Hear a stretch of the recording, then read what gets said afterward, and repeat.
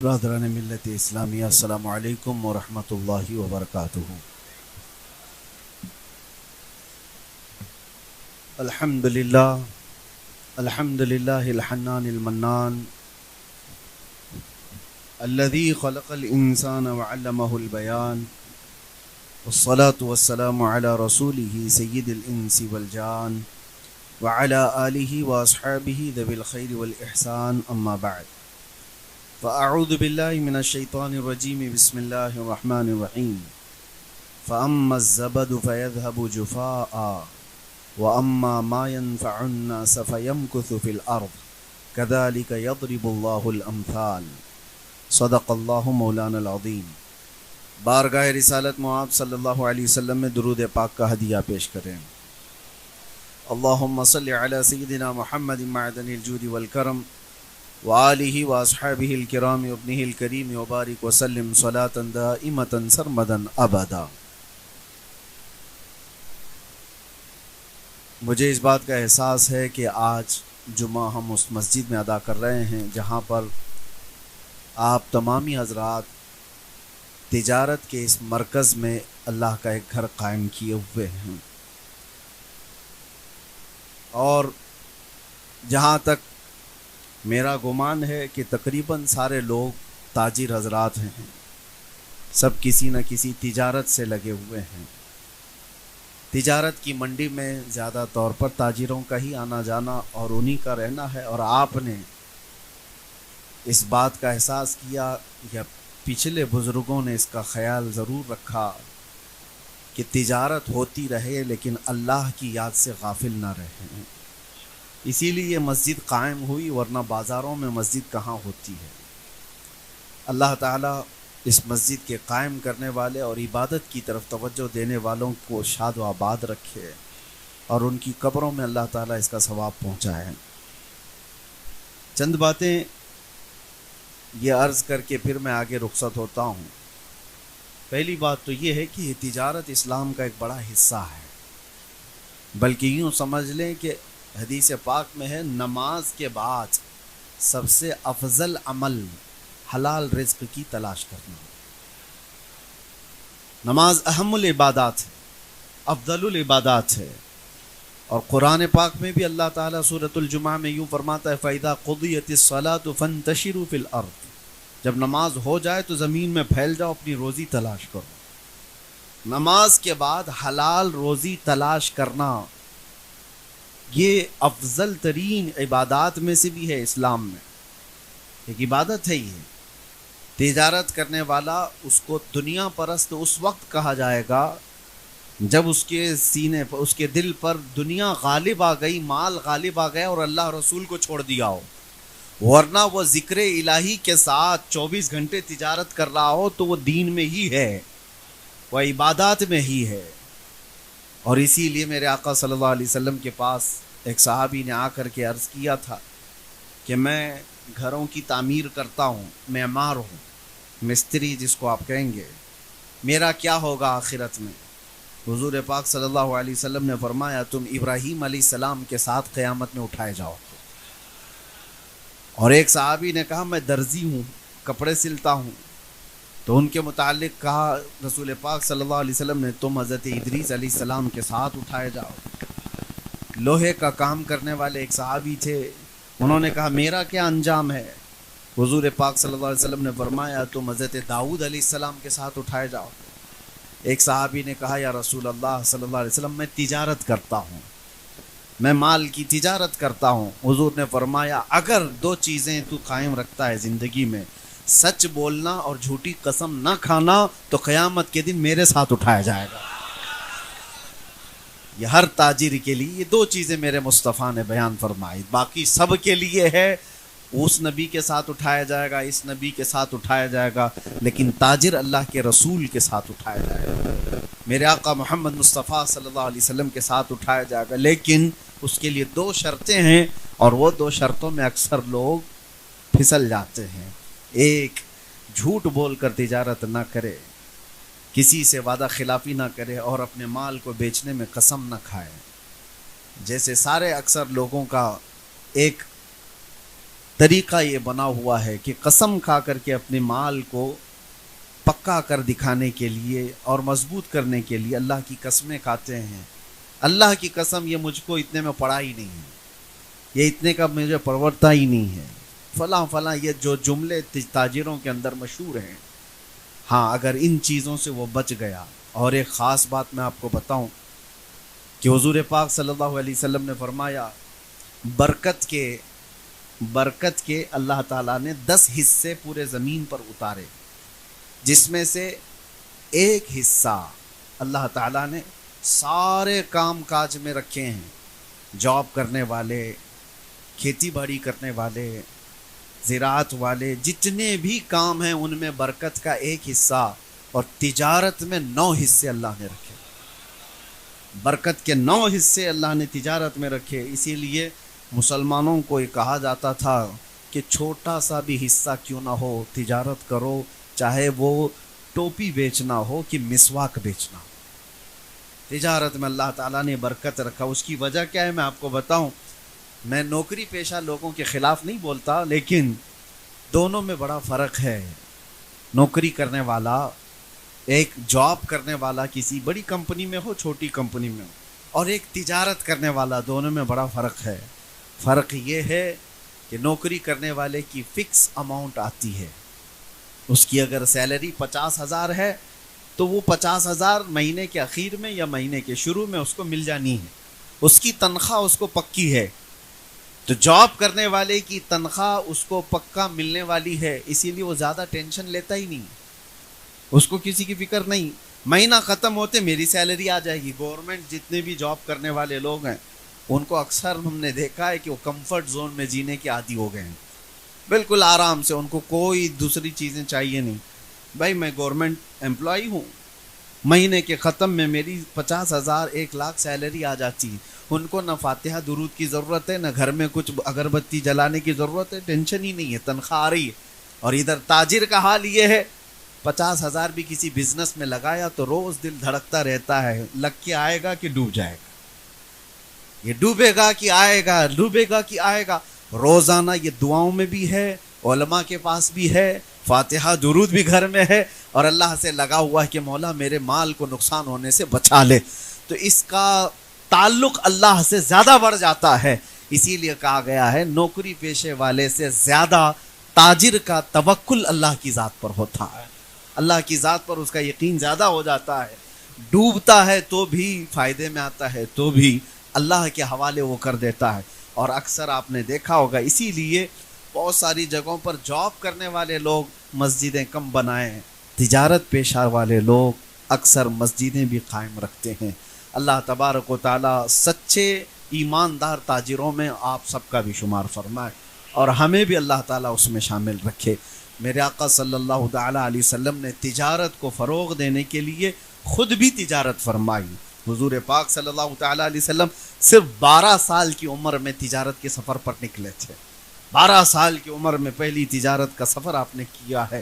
تو اللہ کے نبی صلی اللہ علیہ وسلم نے جس میں قدم رکھا ہے وہ میدان کبھی برکت سے خالی ہو نہیں سکتا. آج میں نے ایک آیت آپ کے سامنے تلاوت کی ہے. اللہ تعالیٰ فرماتا ہے فَأَمَّا الزَّبَدُ فَيَذْهَبُ جُفَاءً وَأَمَّا مَا يَنْفَعُ النَّاسَ فَيَمْكُثُ فِي الْأَرْضِ. جو نفع دینے والا ہے لوگوں کو اس کا، اور جو کچرا ہے اس کا. قرآن کہتا ہے، یہ 13ویں پارے کی آیت ہے سورۃ الرعد میں. اللہ فرماتا ہے جو جھاگ ہے وہ اڑ کے چلا جائے گا. جھاگ سمجھتے ہیں؟ جھاگ جو سمندر کے اوپر آ جائے، کف جس کو کہیں، فینا کہتے ہیں، کئی جگہ پر الگ الگ باتیں ہیں. جو ہوا میں اڑ جاتا ہے، وائٹ وائٹ تو دکھتا ہے لیکن وہ اڑ جاتا ہے. قرآن یہی کہہ رہا ہے کہ یہ جھاگ اڑ جائے گا. وَأَمَّا مَا يَنْفَعُ النَّاسَ، اور جو نفع دینے والی چیز ہے فَيَمْكُثُ فِي الْأَرْضِ، وہ زمین میں ہمیشہ برقرار رہتا ہے، زمین میں قائم رہتا ہے. نفع دینے والے بنو، جھاگ نہ بنو. جو کسی کام کی ہی زندگی نہیں ہے، ایسی زندگی گزار کے فائدہ بھی کیا ہے. اگر دنیا میں آئے ہو تو کوئی ایسا کام کر جاؤ جو امت کو نفع دے، جو انسانیت کو نفع دے. ہمارے پاس آج وہ تاریخیں موجود ہیں. اسی لیے میرے آقا صلی اللہ تعالیٰ علیہ وسلم نے حدیث میں کیا فرمایا، من سن سنتا حسنتا فلہ اجرہا واجر من عمل بہا، جس نے کوئی نیا طریقہ ایجاد کیا اچھا، اس کا ایجاد کرنے کا ثواب بھی اسے ملے گا، اور جب تک قیامت تک اس ایجاد کیے ہوئے طریقے پر لوگ عمل کرتے رہیں گے ان سب کا ثواب بھی ایجاد کرنے والے کو ملے گا۔ کسی نے اگر کوئی ایک مسجد تعمیر کی ہے تو مسجد تعمیر کرنے کا ثواب تو ہے، لیکن لاکھوں جو سجدے اس میں ہوتے رہیں گے ان کا ثواب بھی اسے دیا جاتا رہے گا۔ کریٹیوٹی جس کو کہا جائے، ایجادات جس کو کہا جائے، یہ مسلمانوں کا ایک خاص حصہ تھا۔ آج بانجھ بنا دیا گیا امت کو، آج ہمارے حالات یہ ہو گئے ہیں کہ ان سے کوئی چیز امید ہی نہیں رکھی جا رہی، حالانکہ ماضی قریب تک ہماری ترقیات کا دور اتنا سنہرا تھا، اتنا سنہرا جس کو تاریخ کبھی بھلا نہیں سکتی۔ میں آج مسلمان نوجوانوں سے اور جتنے بھی اہل ثروت حضرات ہیں ان سے بھی یہ گزارش کروں گا، اللہ نے جس میدان میں آپ کو طاقت دی ہے اس میدان میں کوئی ایسی ترقی کر جاؤ کہ تمہارے آنے کا زمین پر کوئی مطلب رہے، اس زندگی کا کوئی معنی تو رہے، ورنہ یوں آئے اور یوں چلے گئے۔ اسی لیے شاعر نے کہا ہے موت اس کی جس کا کرے زمانہ افسوس، یوں تو یہاں آئے ہیں سبھی مرنے کے لیے۔ جس کے جانے کے بعد امت میں ایک خلا واقع ہو جائے، جس کے جانے کے بعد دنیا اس کے غم میں روئے، جس کے جانے کے بعد دنیا کو محسوس ہو کہ کوئی بہت بڑی چیز گئی ہے، ورنہ ہماری زندگی ایسی نہ ہو کہ جنازہ جانے کے بعد لوگ یہ کہیں دھرتی کا بوجھ چلا گیا، زمین کا کچرا ختم ہو گیا۔ عزیزان گرامی وقار، آپ کی زندگی سے متعلق اور ہماری زندگی سے متعلق ایک بات میں عرض کرتا ہوں۔ مولانا جلال الدین رومی رحمۃ اللہ تعالی علیہ بیان فرماتے ہیں ایک بہت عظیم چیز ہے، بہت عظیم چیز ہے۔ خاص طور پر ایک واقعہ انہوں نے بیان کیا ہے۔ ایک ملک ایسا ہے، ایک ملک ایسا افریقہ کا ملک، شروع میں انہوں نے ایسی بیان کیا کہ جہاں کی حکومت کا طریقہ بالکل الگ ہے۔ وہ ایک ملک ایسا ہے، ان کی حکومت کا طریقہ ایسا ہے کہ 1 سال ہی بادشاہ رہتا ہے کوئی بھی، اور بادشاہ بنانے کا طریقہ ایسا ہے کہ ملک کے جتنے بھی ذمہ دار حضرات ہیں وہ ملک کی سرحد پر جا کر، باؤنڈری پر جا کر سال کی پہلی تاریخ میں کھڑے ہو جاتے ہیں رات کو، اور صبح جیسے ہوتی ہے جو شخص ملک میں پہلے داخل ہوا وہ ان کا بادشاہ ہے، جو بھی مسافر آیا، کوئی بھی آیا، وہ ان کا بادشاہ ہے۔ لیکن اس بادشاہ کو پہلے بتا دیتے ہیں کہ آپ ہمارے بادشاہ ہو، آپ کو ہم تخت پر بٹھائیں گے، تاج پہنائیں گے، ساری اختیارات آپ کو دیں گے، لیکن سال گزر جائے گا پورا تو آپ کو اٹھا کر لے جا کر ایک جنگل میں چھوڑ دیں گے، اور وہ جنگل اتنا خطرناک کہ جہاں بھیڑیے ہیں، درندے ہیں، جانور ہیں، پھاڑ کھائیں گے، ختم ہو جائے گا۔ تو جو اس بات کو منظور کرتا ہے بادشاہ کی کرسی پہ بیٹھتا ہے، اور جو کہتا ہے نہیں مجھے نہیں چاہیے اسے چھوڑ دیا جاتا ہے، دوسرے کا انتظار۔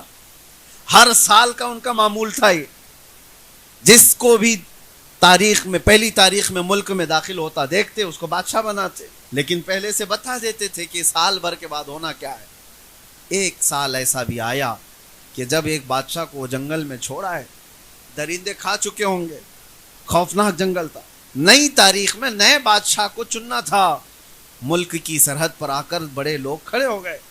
اتفاق ایسا ہوا کہ صبح صبح پہلی تاریخ ہے، اور جو شخص داخل ہو رہا تھا وہ ایک عالم ربانی تھا، دیندار شخص رہا، اور آتے ہی انہوں نے نعرہ لگایا کہ آپ ہم کو بادشاہ مل گیا، بادشاہ مل گیا۔ جانتے پہچانتے نہیں تھے، لیکن پھر بھی کہا، اس عالم نے کہا کہ کس کا بادشاہ، کیوں نعرے لگا رہے ہو؟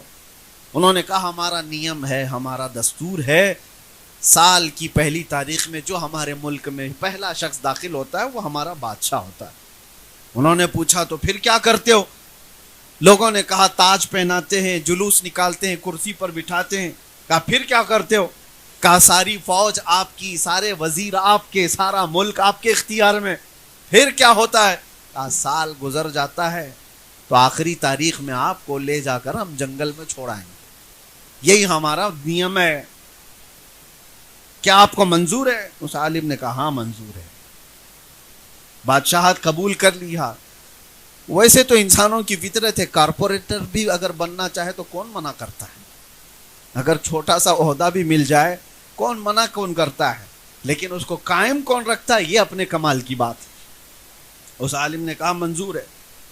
آئے، تاج پہنے، کرسی پر بیٹھے، وزیروں کو بلایا، فوج کو بلایا، دیکھا پہلا دن ہے، سارے نظام قائم ہو گئے، اور آج بادشاہ کا پہلا آرڈر یہ تھا، ملک کو اپنے ہاتھ میں لینے کے بعد پہلا آرڈر یہ ہے کہ مجھے وہ جنگل دکھایا جائے جہاں پر لے جا کر آخر میں چھوڑتے ہیں۔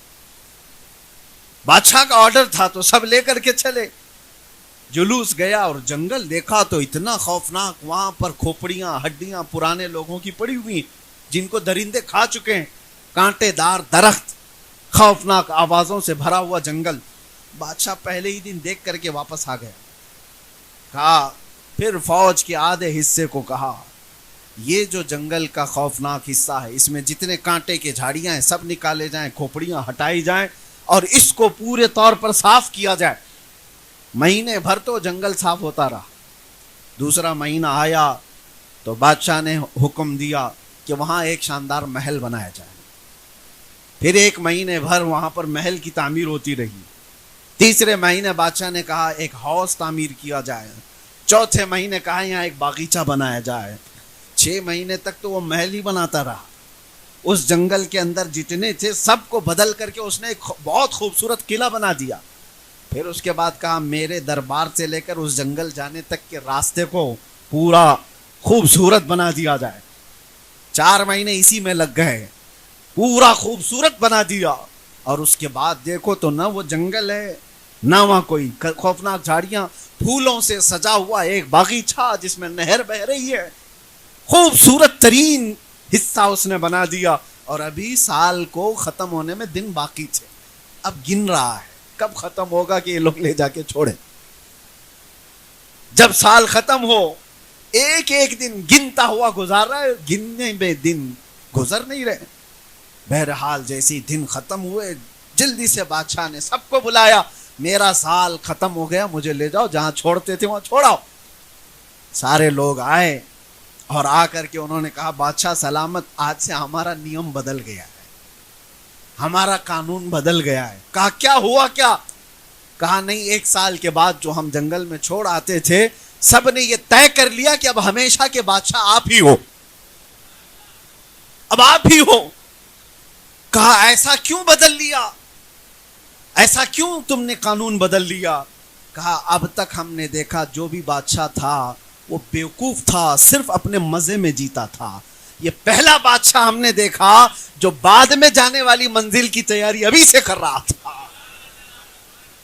عقل مند جو بادشاہ ہے ہم نے دیکھ لیا، جو آخرت کی تیاری کر رہا ہے وہی حقیقت میں ہمارا بادشاہ ہے۔ مولانا جلال الدین رومی یہ واقعہ بیان کر کے کہتے ہیں اے پڑھنے والے، یہ کوئی ملک کا قانون نہیں ہے، یہ پوری دنیا کا قانون ہے۔ دنیا میں جب تم آتے ہو تو ہر کوئی تمہیں بادشاہ بنا دیتا ہے۔ جب تم پیدا ہو کر کے اس دنیا میں آئے تھے، تمہیں اٹھانے والے، تمہاری تعریف کرنے والے، تمہارے آس پاس گھومنے والے سب موجود ہیں، لیکن زندگی کے ختم ہوتے ہی تمہیں جس قبرستان میں چھوڑ آیا جاتا ہے وہ وہی ہڈیوں اور کھوپڑیوں والی جگہ ہے جہاں تمہیں چھوڑ دیا جاتا ہے۔ لیکن اگر تم یہاں رہتے ہوئے جہاں جانا ہے اس کو پہلے سے تیار کر لیا تو یہ تمہیں چھوڑ تو دیں گے، لیکن 800 سال گزر جانے کے بعد بھی غریب نواز کی جیسا تمہاری بارگاہ میں بھی خدمت انجام دیتے رہے۔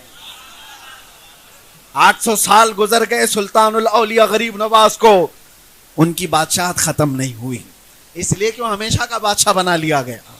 زندگی میں رہ کر کے انہوں نے آخرت کی تیاریاں کی ہیں۔ یہی میں کہنا چاہتا ہوں میرے عزیزو، نفع دینے والے اور اس دنیا میں آ کر کے جینے کا کوئی مقصد بنانے والے وہی زمین پر قائم رہتے ہیں، باقی سارے کچرے۔ قبرستان میں جاؤ تو تختیاں بھی بجھ گئی ہوں گی، قبروں کے پتہ بھی نہیں حالات، کون گیا کتنے سال پرانا ہے، لیکن کچھ قبریں ایسی ہیں جو صرف دفن نہیں ہوئی ہیں، ہمارے سینوں پر حکومت کر رہی ہیں، وہ قبریں ہیں۔ ایک انگریز مورخ آیا تھا ہندوستان، اس سے واپس جانے کے بعد پوچھا گیا ہندوستان کا سب سے بڑا عجوبہ کیا دیکھا؟ اس نے کہا تاج محل تو 7 عجوبوں میں گنا جاتا ہے، لیکن تاج محل سے زیادہ عجوبے کی بات میں نے اجمیر میں دیکھا، اس لیے کہ ایک قبر ہے اور لاکھوں مسلمانوں پر حکومت کر رہی ہے۔ میرے عزیزو، یہ وہ لوگ ہیں جو دنیا میں رہ کر کے نفع پہنچاتے رہے اور ان کی زندگیاں ختم نہیں ہوتی، ان کی زندگیاں اللہ تبارک و تعالیٰ قائم رکھتا ہے۔ آج مجھے افسوس ہوتا ہے ان نوجوانوں کی زندگیوں کو دیکھ کر کہ جن کی زندگیاں 40 کو پہنچ گئیں، آج تک وہ اپنے بچوں کے لیے کچھ نہیں کر سکے، وہ اپنے آس پاس کچھ نہیں کر سکے۔ تو زندگی جینے کا مقصد کیا رہا؟ اس دنیا میں آنے کا تم نے کس کو نفع پہنچایا؟ یہ ایک فکر کے ساتھ جیتا رہے۔ میرے آقا صلی اللہ علیہ وسلم کی حدیث ہے، میں آپ کو سناؤں، من لم یہتم بامرنا فلیس منا۔ حضور فرماتے ہیں جو میری امت کے نفع کے بارے میں نہیں سوچا وہ میری امت میں سے نہیں ہے۔ جو اس حال میں صبح کیا کہ میری امت کی بھلائی کا نہیں سوچا، حضور فرماتے ہیں وہ ہم میں سے نہیں ہے۔ کتنے لوگ ایسے ہیں جو نفع کا سوچتے ہیں، کتنے لوگ ایسے ہیں۔ آج میرے پاس ایک کتاب تھی، ماذا قدم المسلمون للعالم، کافی بڑی کتاب، اور اس میں اتنے ذخیرے لکھے ہوئے تھے، پڑھ کر کے حیرت ہوتی ہے۔ ہر مسلمان نوجوان کو پڑھنا چاہیے۔ ٹاپک یہ ہے کہ مسلمانوں نے دنیا کو کیا دیا، ایک بہت بڑا ٹاپک ہے۔ ہمارے پرکھوں نے، ہمارے علماء نے، ہمارے دانشوروں نے اس دنیا کی ترقیات میں کیا حصہ لیا، اکثر کو تو آج پتہ بھی نہیں ہے، کیونکہ پروپیگنڈا ایسا پھیلا ہوا ہے کہ تم کسی کام کے نہیں ہو، اسی لیے یہ جانتے بھی نہیں۔ ہر ترقی میں مسلم دانشوروں کا حصہ ہے۔ دنیا کو آج جس حالت میں آپ دیکھ رہے ہیں، تھوڑا سا اگر مطالعہ کرتے ہیں آپ کو پتہ ہے پورا انٹرنیٹ آج جو چلتا ہے، جتنے بھی اس میں ویب سائٹ ہوں، جتنے بھی سوشل میڈیا سائٹس ہوں، سب کے پاس ایک چیز کا استعمال ہے، الگورزم۔ الگورزم کا استعمال ہر جگہ ہے، اور آپ کو پتہ ہے الگورزم کا ایجاد کرنے والا کون تھا؟ محمد بن موسیٰ الخوارزمی۔ آج سے تقریباً 800 سال پہلے جنہوں نے ایجاد کیا، محمد بن موسیٰ الخوارزمی، خوارزمی سے ہی الگورزم بنایا گیا ہے، صرف ان کا ایجاد کیا۔ پوری دنیا اس پر آج ڈیپینڈ ہے۔ کسی بھی سائٹس میں الگورزم کا استعمال نہ ہو، ایسا ہوگا نہیں۔ میرے عزیزو، پوری دنیا کو جنہوں نے اپنی ایجاد کا محتاج بنایا وہ ایک عالم دین تھے۔ اور اتنا ہی نہیں، الجبرا کو کون سا نوجوان نہیں جانتا جو کالج پڑھتا ہے؟ محمد بن موسیٰ خوارزمی کا ہی ایجاد کیا ہوا الجبرا تھا۔ نائٹروٹ، سلفر ایسڈ، اور آج جو ایتھنل اور کئی ایسے کیمیکل کا جو استعمال ہے پوری دنیا میں، کیمیکلز کے بغیر آج دنیا ادھوری ہے۔ تمہارے صابن، پیسٹ، دوائیوں سے لے کر ہر چیز، حتیٰ کہ پرفیومز میں جو استعمال کیا جاتا ہے، ہم اس کا مطالعہ کر رہے تھے تو پتہ چلا کہ یہ تو ایسڈ کا اور کیمیکل کا ایجاد کرنے والا دنیا میں سب سے پہلے وہ جابر بن حیان تھے، سب سے پہلے شخص ہیں۔ اور آپٹکس کا سب سے پہلے دنیا میں وجود کسی نے دیا، یعنی دیکھنے کی طاقت، اور کیمرے کا ایجاد۔ کیمرہ آج پوری دنیا کی ضرورت ہے، پوری دنیا۔ پہلے تو ایسا تھا کہ کیمرے نہیں تھے تو لوگ ہر چیز کرتے، آج کون سا خطہ باقی ہے جو کیمرے کی زد میں نہیں ہے؟ ہر جگہ تم کیمرے کے اندر ہو۔ اس کیمرے کا ایجاد کرنے والا کون تھا؟ اس کیمرے کا ایجاد کرنے والے ابن الہیثم، ابو الحسن ابن الہیثم تھے، مسلم عالم دین ہیں، جنہوں نے اس کی ایجاد کی، اور پوری دنیا کو آج ڈیپینڈ ہونا ہے ان پر۔ کئی مشینیں ایسی ہیں جو آج ہر کار میں، ہر چیز میں استعمال ہوتی ہیں، وہ ابن الہیثم کی ایجاد ہے۔ اور حیرت کی بات میں آپ کو بتاؤں، حضرت العلامہ ابو القاسم الزہراوی ایک بہت بڑے دانشور تھے، بہت بڑے عالم دین تھے، ابو القاسم الزہراوی، جنہوں نے سب سے پہلے کلاک استعمال کرنا شروع کیا، گھڑی کی ایجادات کے سلسلے میں انہوں نے بیان کیا. اور ابو بکر رازی، اللہ اکبر، دنیا کا ایسا ڈاکٹر جس نے سب سے زیادہ سرجری کے قانون بتائے. پوری دنیا کی میڈیکل سائنس آج بھی ابو بکر رازی کے بتائے ہوئے طریقوں پر چل رہی ہے آج بھی. اور ابو علی سینا کی لکھی ہوئی کتابیں بچوں کے امراض کے سلسلے میں ڈاکٹرز اگر پڑھے ہوں گے تو یہ اور بات ہے کہ تاریخ مٹائی گئی ہے، ان کے ایجادات کی کہانیاں چھپا دی گئیں، لیکن بنیاد کس کی ہے؟ بنیاد رکھنے والے وہ مسلم علماء تھے جنہوں نے نفع دیا، اپنی زندگی سے نفع پہنچایا ہے پوری دنیا کو.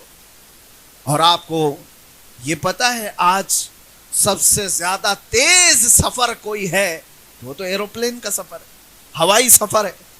پوری دنیا آج ہوائی سفر میں گلوبل ویلیج میں آ گئی ہے، ایک دیہات کی طرح بن گئی پوری دنیا، جب چاہے ادھر سے ادھر ہو جائے. پوری دنیا کے لاکھوں کلومیٹر کو سمیٹ دیا گیا ایروپلین کے سفر نے. اور سب سے پہلے ایروپلین کی ایجاد کرنے کے لیے جنہوں نے شروعات کی تھی پیراگلائڈز وغیرہ کے ذریعے سے، وہ عباس بن فرناس تھے. یہ بھی مسلم عالم دین تھے. دنیا کو کیا نہیں دیا. وہ کتاب میں نے پڑھا تھا تو حیرت ہوتی ہے، دنیا کی 75% ایجادات مسلم علماء کی ہیں، اور آج اسی امت کا بچہ نشے میں مسحور ہے. آج اسی امت کا بچہ نوجوان گلیوں اور نکڑوں پر اپنی راتیں گزار رہا ہے. آج زندگی بے مقصد گزارنی پڑ رہی ہے لوگوں کو. کیوں ایسے؟ تم بہت با مقصد اس دنیا میں آئے تھے، اور ایسا نہیں ہے کہ اس سے پہلے والے لوگ. اور کام کرنے والوں میں آپ کو بتاؤں، میں بہت جو انسپائر ہوں کچھ چیزوں سے. ممبئی کی سرزمین پر مجھے جب یہ پتا چلا، آپ کو پتا ہے مدن پورہ سنی بڑی مسجد کو آپ نے دیکھا ہوگا، بھائی کلّہ کتنی بڑی مسجد ہے، تقریباً 150 سال پرانی مسجد ہے. اسی طرح ایک حمیدیہ مسجد بھی آپ نے دیکھا ہوگا پائیدونی میں. یہ مسجد اور مسافر خانہ کراپرڈ مارکیٹ کا سابو صدیق مسافر خانہ، بھائی کلّہ میں سابو صدیق پولی ٹیکنیکل ہاسپٹل کالج، یہ 4 سے 5 بڑی بڑی عمارتیں جو تقریباً 100 سال پرانی ہیں. یہ 100 سال پرانی. ان سب کو بنانے والا ایک ہی شخص تھا، ایک ہی شخص. اور حیرت کی بات میں بتاتا ہوں، وہ میمن فیملی سے تعلق رکھنے والے حاجی سابو صدیق. یہ 3 مسجدیں، ایک مسافر خانہ، ایک ہسپتال اور ایک اس زمانے کی انسٹیٹیوٹ کالج، اتنا دنیا کو دے کر کے جانے والا. آپ کو پتا ہے وہ سابو صدیق صرف 23 سال کی عمر میں انتقال کر گیا تھا. 23، یعنی 25 سال سے کم کا جوان یہ ساری چیزیں دنیا کو دے کر چلا گیا. لاکھوں سجدے ان مساجد میں آج بھی ہوتے ہیں.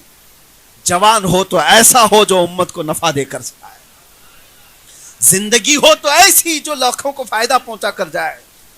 اسی طرح سے میں پڑھ رہا تھا، آزادی کی تحریک جب چھڑی تھی ہندوستان میں، آج ہم جو آزادی کی سانس لے رہے ہیں اس میں 1 2 نہیں 30,000 علماء کی قربانیاں شامل ہیں. علماء اہل سنت کی بات کر رہا ہوں. دلی سے لے کر کشمیر تک ہر جھاڑی پر ایک عالم دین کی لاش لٹکتی تھی. انہوں نے قربانیاں دی ہیں. آج سب بجھا دیا گیا. وہ با مقصد زندگی گزارنے والے. اور آپ کو اسی تاریخ کے حصے میں ایک اور عظیم انسان کی میں نے تاریخ پڑھی، ڈاکٹر مختار انصاری کا بھی نام سنا ہوگا. اس زمانے میں یہ انگلینڈ سے پڑھ کر کے ڈاکٹریٹ کر کے آئے ہوئے ایک ڈاکٹر، مسلمان خاندان سے تعلق رکھنے والے ڈاکٹر تھے. ترکی میں خلافت کے سقوط کے بعد بڑی خدمات انجام دینے والا شخص، لیکن ہندوستان میں آئے تو ہم ہمی تھی، آزادی کی تحریکیں چل رہی تھی، جھگڑے فسادات تھے. اس زمانے میں ڈاکٹر مختار انصاری نے دنیا کو ایک طرف دیکھا، لیکن مسلمانوں کے حالات دیکھ کر کے اس نے ایک ادارہ قائم کیا دلی کی سرزمین پر، جس کو آج جامعہ ملیہ اسلامیہ کہا جاتا ہے. 1920 میں یہ قائم ہوئی تھی یونیورسٹی، اور آج وہاں سے ہزاروں اسٹوڈنٹ پڑھ کر کے نکلے، کئی ڈاکٹرز وہاں سے نکلے، انجینئرز نکلے، سائنٹسٹ نکلے، ہر طبقے میں لوگ وہاں سے فائدہ اٹھا کر چلے۔ ایک شخص کی سوچ ہے جو ہزاروں کو علم سے آشنا کرا رہا، ایک شخص نے، اور اس ہمہ ہمی میں ساری چیزیں چھوڑ کر ایجاد تو کیا۔ اس طرح سے وہ لوگ تھے جو امت کو نفع دے کر کے گئے، قوم کو نفع دیا، بلکہ ملک کی ترقی میں حصہ لیا۔ کیا آج یہ جو پروپیگنڈا ہے اس کے خلاف کوئی جواب ہے ہمارے پاس کہ مسلمانوں کا کوئی حصہ نہیں ہے؟ حصہ کیسے نہیں ہے؟ حصہ اتنا بڑا ہے کہ آج ہمارا دیش پاورفل ہے، اور اگنی میزائل رکھتا ہے تو بھی اے پی جے عبد الکلام کی وجہ سے ہے۔ تاریخ کا یہ بھی ایک حصہ ہے۔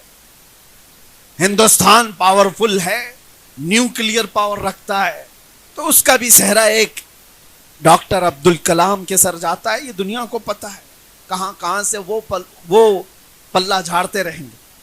آزادی گیٹ پر 1 لاکھ سے زیادہ مسلمان شہیدوں کے نام لکھے ہوئے ہیں، 1 لاکھ سے زیادہ۔ یہ با مقصد زندگی جینے والے لوگ تھے۔ آج میں یہ تمام باتیں رکھ کر کے اس لیے عرض کر رہا ہوں، اللہ نے اگر تمہیں مال دیا، ثروت دیا اور وقت دیا ہے تو یہ انٹرنیٹ پر تباہ و برباد کرنے کے لیے نہیں۔ زندگی بہت تھوڑی سی ہے، زندگی بہت شارٹ ہے۔ آج یا کل میں پتہ نہیں کب ہمیں بلاوا آ جائے۔ مسجدوں سے روز اعلان سنتے ہیں فلاں بن فلاں کا انتقال ہو گیا، جنازے کی تیاری کی جائے۔ ایک دن ہمارا بھی میسج گھوم جائے گا کہ فلاں صاحب چلے گئے دنیا سے۔ لوگ تھوڑی دیر کے لیے غم کا شیئر کرتے رہیں گے، اس کے بعد پھر بھلا دیے جائیں گے۔ لیکن اگر نفع دینے والی ذات ہے تو قیامت تک ہم باقی رہیں گے۔ آج میرے عزیزوں، قیامت تک جن اشخاص باقی رہنے والے، ان کی مختصر تاریخیں میں نے آپ کے سامنے رکھی۔ اللہ نے جو کچھ بھی تمہیں دیا ہے اس کا استعمال امت کو نفع دینے کے لیے کرو۔ حضرت جنید بغدادی رحمۃ اللہ تعالی علیہ کے ساتھ ان کے مرید چل رہے تھے، دریا میں ایک بچھو ڈوب رہا تھا۔ توجہ سے سنیں، ایک بچھو ڈوب رہا تھا پانی میں، تو حضرت جنید بغدادی نے ہاتھ ڈال کر اس بچھو کو باہر نکالا۔ بچھو کو باہر جیسے ہی نکالا، بچھو ڈنک مار دیا، آپ نے ہاتھ جھٹک دیا۔ دوبارہ پھر وہ پانی میں ڈوب رہا تھا، بچھو پانی کا نہیں تھا، تیر نہیں سکتا تھا، مر جاتا۔ آپ نے دوبارہ اس کو پانی میں سے باہر نکالا، پھر ڈنک مار دیا۔ اور بچھو کا مارنا آسان نہیں ہوتا، زہر چڑھتا ہے۔ تیسری مرتبہ آپ نے ہاتھ ڈالا اور تیزی سے اٹھا کر باہر پھینک دیا۔ آپ کے مرید نے کہا حضور وہ اتنے ڈنک مار رہا ہے اور آپ اس کو نکال رہے، پانی سے نکال رہے۔ جنید بغدادی نے کہا وہ بچھو ہے، اس کی فطرت ہے ہی ڈنک مارنا، اور میں انسان ہوں، میری فطرت ہے مدد کرنا۔ وہ اپنی فطرت پر عمل کر رہا ہے، میں اپنی فطرت پر عمل کر رہا ہوں۔ لیکن دنیا بدل گئی، کتنے تو انسانی بچھو بنے، کتنے تو اب ڈنک مارنے کا کام انہوں نے خود لے لیا ہے۔ ڈنک ان کو مارنا ہے، ہمیں تو نفع دینے کے لیے بھیجا گیا تھا۔ مصطفیٰ کریم صلی اللہ تعالی علیہ وسلم کی امت وہ ہے کہ جو نفع دینے کے لیے دنیا میں آئی۔ فَأَمَّا الزَّبَدُ فَيَذْهَبُ جُفَاءً وَأَمَّا مَا يَنفَعُ النَّاسَ فَيَمْكُثُ فِي الْأَرْضِ، جو جھاگ ہے وہ اڑ کر چلا جائے گا۔ اور رہی بات پروپیگنڈوں کی، ہزار دنیا کچھ بھی پروپیگنڈا بنائے، لیکن اگر تمہاری شخصیت نفع بخش ہے تو ایک دن انہیں جھک کر سلام کرنے پر مجبور ہونا ہوگا، ایک دن تو ماننا ہی پڑے گا۔ کتنے ایسے لوگ ہیں، آپ کو پتا ہے جب فتح مکہ ہوا تھا تو حضور نے اعلان کیا تھا کہ جو ابو سفیان کے گھر میں آئے وہ امن میں ہے، جو کعبے کے پاس آ جائے وہ امن میں ہے، جو عبد المطلب کے گھر میں جائے وہ امن میں ہے۔ صحابہ نے عرض کیا حضور سب نہیں آ پا رہے، ان جگہوں پر کچھ اور اعلان کر دیں۔ حضور نے ایک اعلان اور خاص کیا تھا، جانتے ہو، تاریخ کا حصہ ہے۔ فرمایا ایک راستے میں جھنڈا لگا دو، اور اس جھنڈے کا نام کیا تھا؟ بلال حبشی کا جھنڈا۔ کہا جو اس جھنڈے کے نیچے آ جائے گا وہ امان میں ہے۔ وجہ کیا تھی؟ لوگ وہاں پہنچ رہے تھے، جو جھنڈے کے قریب گئے ان کی جان کو امان۔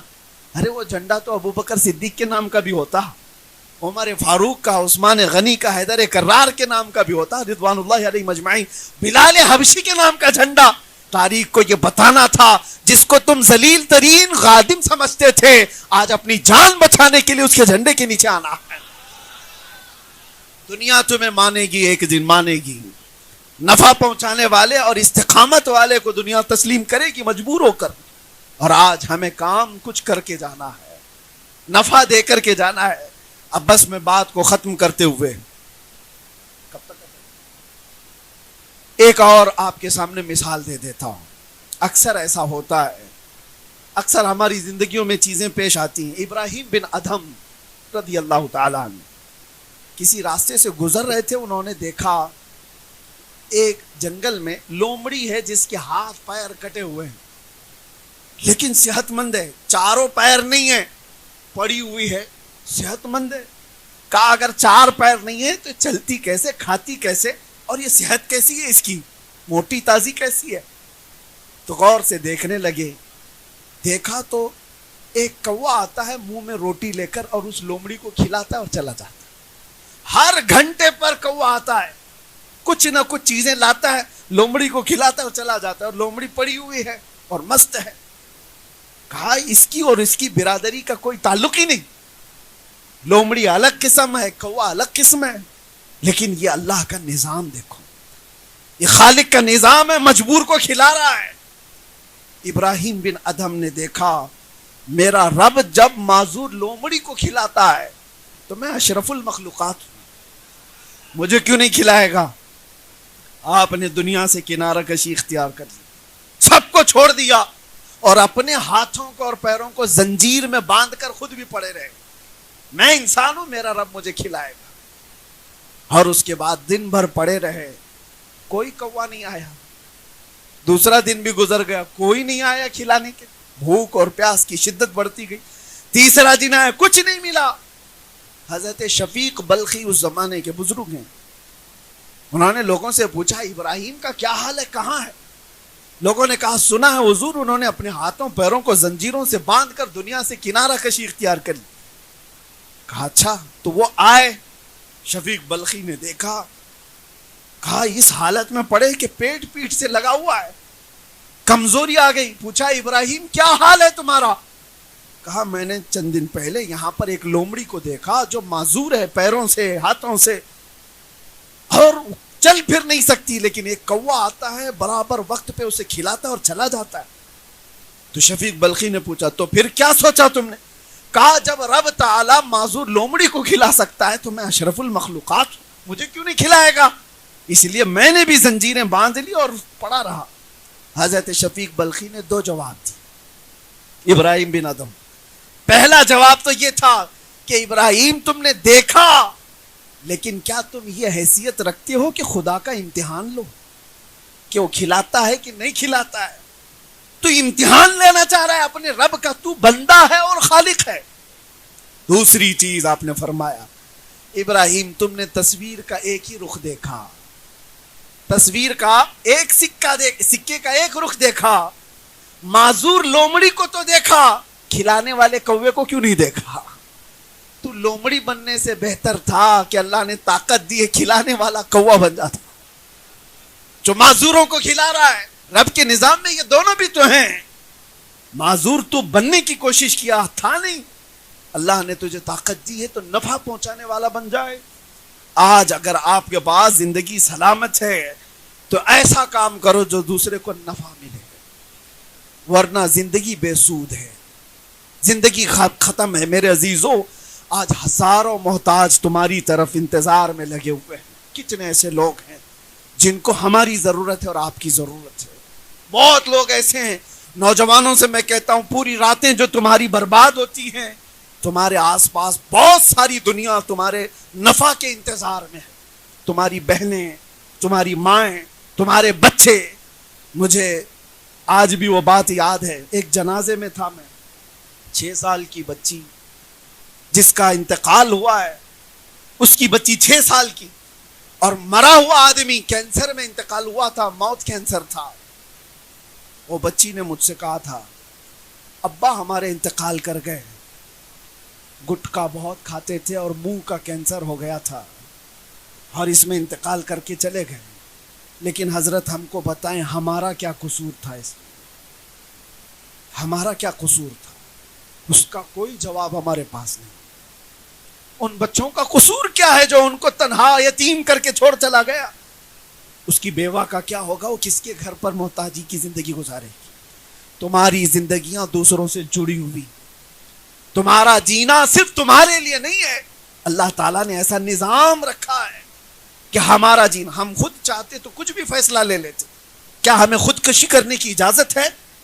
کیوں نہیں ہے؟ کیونکہ ہم اپنی جان کے مالک ہی نہیں ہیں۔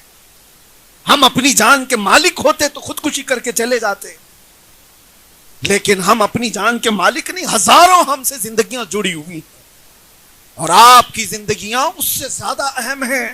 تمہاری زندگی تو رسول اللہ سے جڑی ہوئی ہے، ان کے نام سے جڑی ہوئی ہے۔ امت کے ساتھ تمہارا تعلق ایسا ہے کہ تمہارا ہر عمل دنیا دیکھ رہی ہے، کوٹ کر رہی ہے۔ اٹھو مگر نہ حشر نہ ہوگا پھر کبھی، دوڑو کے زمانہ چال اپنی چل گیا۔ ہزاروں لاکھوں نوجوانوں میں اب کوئی سائنسدان کیوں نہیں اٹھتا؟ اب کوئی ایجادات کی دنیا میں کوئی کیوں نہیں آتا؟ ملک کی ترقی، معاشرے کی ترقی، حالات تو یہ ہے کہ ہمارے محلوں میں کوئی گھر لینا پسند نہیں کرتا۔ جو مسلم محلے ہیں ہر جگہ کے حالات ایسے کہ ہم نے کوڑا کرکٹ اور اس کو گندگیوں سے ایسا تباہ کر کے رکھا کہ لوگ ناک پکڑ کر کے گزرنا چاہتے ہیں۔ یہ تو ہماری زندگی نہیں تھی، بلکہ ایک دور وہ تھا، اٹلی، ڈنمارک، ناروے، یا یورپ کی کنٹریز کا نام میں بتا رہا ہوں آپ کو، وہاں کے بادشاہ اپنے بچوں کو پڑھنے کے لیے اندلس کے علماء اسلام کے پاس بھیجا کرتے تھے، اور جب کبھی کوئی عالم دین سے پڑھ کر کے یورپ کا بچہ آتا تھا، اسے دیکھنے کے لیے بھیڑ جمع ہوتی تھی کہ مسلم علماء سے پڑھ کر کے آیا ہوا بادشاہ کا بیٹا ہے۔ اور آج حالات بدل گئے، ہمارے بچے یورپ جا رہے ہیں، علم رخصت ہو گیا ہمارے اندر سے، جہالت اتنی زیادہ آ گئی۔ مجھے درد اس بات کا ہوتا ہے کہ دنیا کے کتنے خطوں میں میں نے دیکھا ہے، شہر کا جو علاقہ مسلم ڈومینیٹ کہلاتا ہے، بہت سارے شہر ہیں ہندوستان میں جہاں مسلم میجورٹی ہے، مسلمان محلے کثرت سے ہیں، ان علاقوں کی ایک کامن چیز ہم نے ہر جگہ دیکھی کہ سارا نشہ وہیں بکتا ہے، وہیں ہوتا ہے، وہیں ڈیلر ہوتے ہیں، سب کچھ وہیں ہے۔ کیوں ایسا ہے؟ ممبئی کے ہی حالات نہیں، دلی جاؤ، بنگلور جاؤ، کلکتہ جاؤ، بڑے شہروں کے سب جگہ کے حالات، مسلمان اس میں کثرت سے ملوث ہیں۔ پھر میں پوچھتا ہوں یہ کون سے مسلمان ہیں؟ اللہ کے نبی صلی اللہ تعالی علیہ وسلم نے جس امت کو بنایا، جو معاشرہ ترتیب دیا، وہ معاشرہ تو ایسا تھا، رات بھر خود بھوکے رہ کر پڑوسی کا خیال کرنے والے۔ نشہ تو بہت دور کی بات ہے، جنگ میں شہید ہونے کے وقت زخم کھا کر کے گر گئے ہوں، ایک کھٹوری پانی کسی نے لا کر کے زخمی صحابی کو دی، ان کو جیسی آواز آئی کہ فلاں کو پیاس لگی، انہوں نے پانی نہیں پیا، کہا اس کو پہلے پلا دو۔ اپنی موت کے وقت پانی قربان کرنے والی امت تھی یہ، اور آج اپنے مزے کے لیے نشہ کرنے والی امت کیسے ہو گئی؟ ان حالات کا ذمہ دار کون ہے؟ ہر ایک کو اس کی ذمہ داری اٹھانی ہوگی۔ بڑے لوگوں کا حال یہ ہے، آج بوڑھے ہو گئے لوگ، پیسے والے لوگ ہیں یا معاشرے میں اثر و رسوخ رکھنے والے، یہ کہتے ہیں کسی کے لفڑے میں کیوں جانے کا، کوئی بگڑ رہا ہے تو بگڑنے تو ہم کو کیا کرنا ہے؟ تم سے بھی قیامت کے دن سوال ہوگا۔ جبرائیل امین علیہ السلام فرماتے ہیں حضور سے، ایک بار اللہ کا ایسا غضب ہوا تھا ایک بستی پر کہ پوری بستی تباہ کرنے کا حکم ہوا کہ پوری بستی کو تباہ کر دو، لیکن اس میں ایک نیک بندہ تھا جو کبھی گناہ نہیں کیا تھا۔ میں نے رب سے عرض کیا کہ مولا اس کا کیا کرنا ہے، اس کو نکالے؟ اللہ نے فرمایا اس کو بھی تباہ کرو، وہ نیک تھا، گنہگاروں کی بستی میں رہ رہا تھا، اس کو کیوں تباہ کریں؟ رب تعالیٰ نے فرمایا وہ برائیاں دیکھتا ہے اور کسی کو روکتا نہیں، خود تو پاکیزہ ہے لیکن روکتا کسی کو نہیں تھا۔ یہ آپ ہرگز نہ سمجھیں ہمارے آس پاس زنا کے اڈے چل رہے ہیں، آس پاس شراب کی بوتلیں خوب چل رہی ہیں اور ہم کسی کو کچھ نہ بولیں۔ ارے مسلم معاشرے میں تو یہ ٹپس دینے والے تو بہت سارے ہیں، مسلمانوں کے گھروں کی جاسوسیاں پولیس کو کرنے والے تو کتنے پیدا ہوئے ہیں، لیکن کاش یہ لوگ ٹپر بننے کی بجائے، جاسوسی کرنے کی بجائے امت کی خیر خواہی کے لیے نوجوانوں کی اصلاح کی کوشش کرتے ہیں، ثواب کے بھی مستحق ہوتے ہیں۔ امت کی اصلاح ایسے نہیں ہوگی۔ میں آپ سے یہ کہتا ہوں کہ اٹھو، ذمہ داریوں کا احساس کرو، نہ خود برائی کرو گے نہ برائی ہونے دو گے۔ جب اس مسئلے پر ہر کوئی عمل کرے گا انشاءاللہ پاکی تو شروع ہوگی۔ اور کچرا بہت زیادہ ہے، ضروری نہیں کہ ایک ہی دن میں صاف ہو جائے۔ شروعات کرو تو چند مہینے گزریں، چند سال گزریں، پھر وہ معاشرہ آ جائے گا جب گزرنے والا یہی کہے گا اس معاشرے سے مدینے کی خوشبو آیا کرتی۔ ہمیں بس وہ معاشرہ چاہیے جہاں سے گزرنے والے کو میرے مصطفیٰ کی خوشبو آئے۔ اللہ کریم ہمیں کہنے سننے سے زیادہ عمل کی توفیق عطا فرمائے، ہمیں نفع بخش زندگی عطا فرمائے، امت کے نفع کے لیے جینے کی توفیق عطا فرمائے۔ بارگاہ رب العزت میں یہ دعا ہے اللہ حلال کھلائے اور حرام سے بچائے۔ وآخر دعوانا ان الحمد للہ رب العالمین۔ السلام علیکم۔